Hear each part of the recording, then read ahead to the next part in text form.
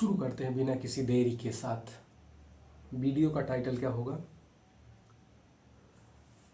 हमें in full stack development के अंदर शुरुआत के समय कौन कौन सी टेक्नोलॉजी सीखनी चाहिए। बेसिक, सबसे पहले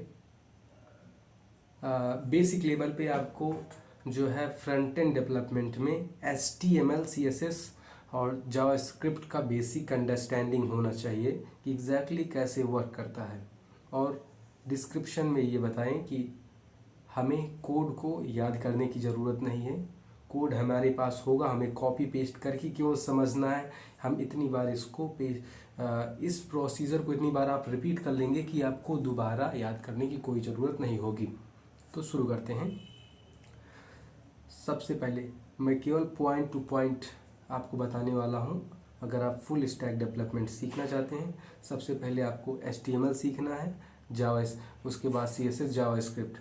आपको इस पर ज़्यादा समय नहीं व्यतीत करना है, मतलब कि केवल बेसिक अंडरस्टैंडिंग। अगर आप किसी टीचर के बताए गए कोड को लिख लेते हैं बिना एरर किए हुए, तो आप इस लायक हैं कि अभी आप आगे बढ़ सकते हैं।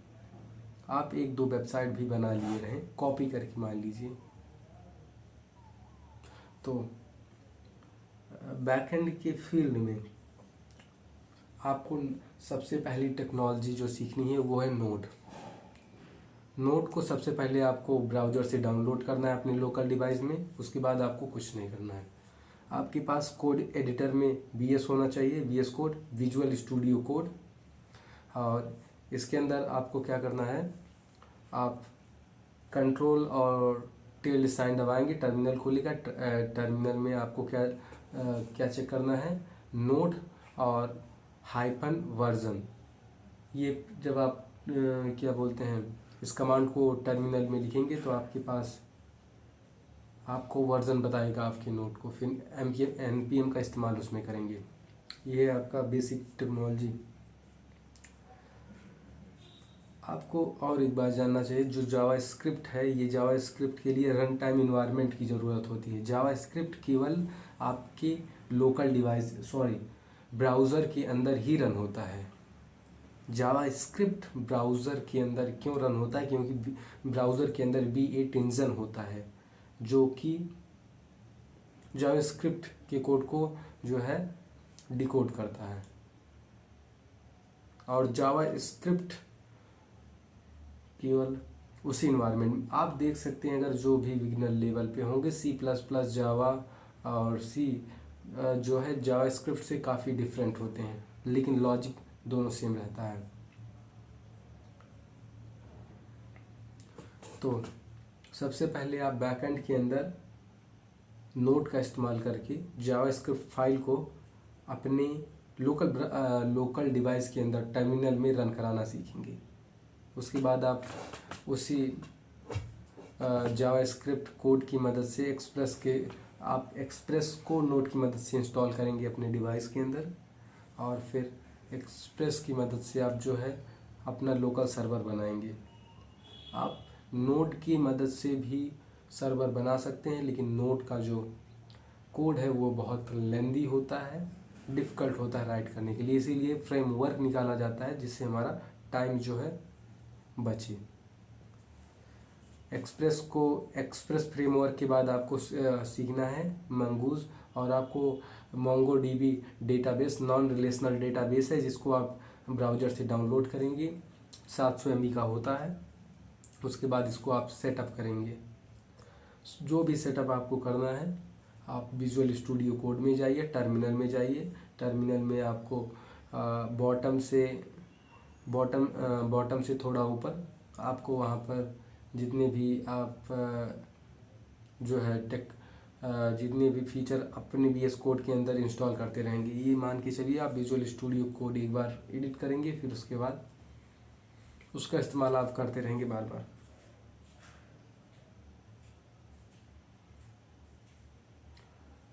नोड के बाद एक्सप्रेस जेएस के बाद MongoDB के बाद रिएक्ट। इसी पैटर्न में आपको जो है सीखना है लाइब्रेरी फ्रेमवर्क। नोड्स के ही मदद से, क्योंकि जो नोड है वो अपने आप में क्या है, एक इन्वायरमेंट है, रन टाइम इन्वायरमेंट, यानी कि यहाँ पर आप सर्वर बना सकते हैं अपने लोकल डिवाइस के अंदर। सो मर्ज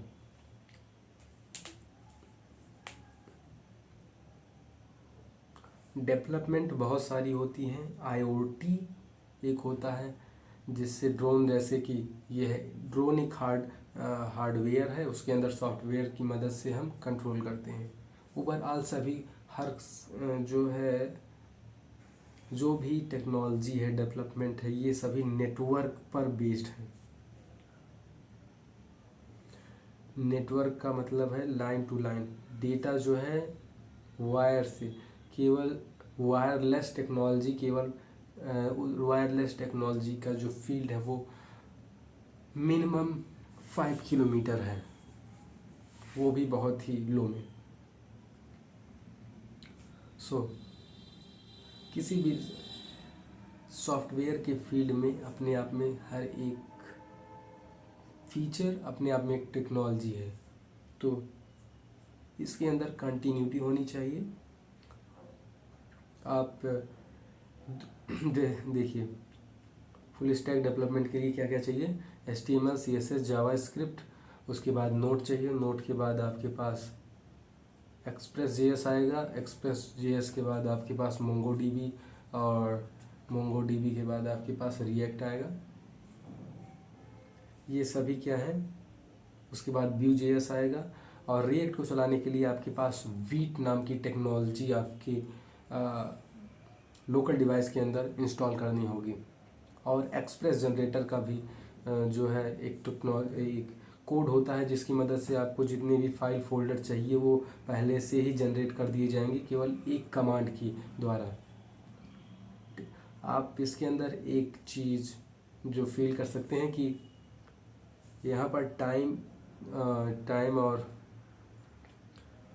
कॉम्प्लेक्सिटी को डिक्रीज किया गया है डेवलपमेंट के फील्ड में। और गिट और गिटहब, ये भी टेक्नोलॉजी जो है इम्पॉर्टेंट है, इसके अंदर आप अपने प्रोजेक्ट को रख सकते हैं और कहीं आप इंटरव्यू के अंदर अपने प्रोजेक्ट को शो कर सकते हैं। हर एक डेवलपमेंट के फील्ड में कोड लिखना और प्रोजेक्ट बना लेना इम्पॉर्टेंट नहीं, यहाँ पर आपको रियल टाइम प्रॉब्लम को सॉल्व करने पर फोकस करना है। टाइम को आप डिक्रीज़ कीजिए और प्रॉब्लम को सॉल्व कीजिए। कॉम्प्लेक्सिटी को डिक्रीज करके आप सॉल्यूशन पे ज़्यादा ध्यान देंगे। यहाँ पर किस चीज़ का डिमांड है, प्रॉब्लम सॉल्विंग माइंडसेट का। तो आज का ये था वीडियो टाइटल, सो यहीं पर एंड करते हैं। That's fine.